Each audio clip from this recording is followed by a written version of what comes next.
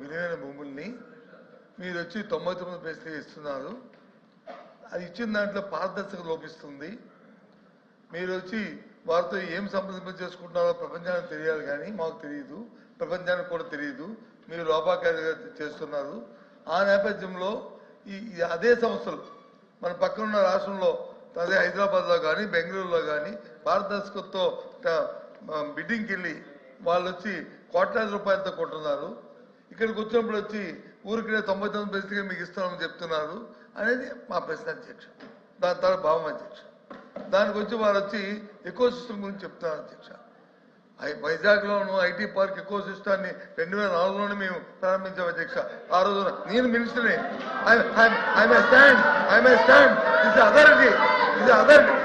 IT park ని ఐటీని మీరు స్థాపించారు.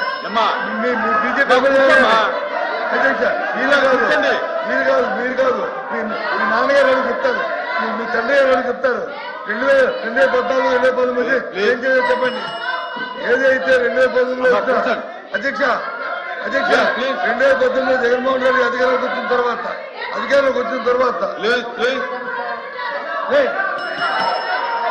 కూర్చోండి 2019లో ఏదైతే మీరు ఎకో సిస్టమ్ గురించి ఈ డేటా సెంటర్ మారుతారో 2019లో జగన్మోహన్ అధికారంలోకి వచ్చిన తర్వాత అదాని డేటా సెంటర్ నుంచి ఎవరైతే అమలు చేశారో అదాని చెప్పారు కదా. ఇది తెలియదు అధ్యక్ష. అయినప్పటికీ కూడా వాటి గురించి సంప్రదింపు చేయడానికి, డిస్కస్ చేయడానికి దీని మీద సపరేట్ డిబేట్ తెచ్చుకుంటా విదేశీ సభ్యులతో. కానీ ఈరోజు ఈ ప్రశ్నకి ఈ ప్రభుత్వం లోపాకారిగా మీకున్న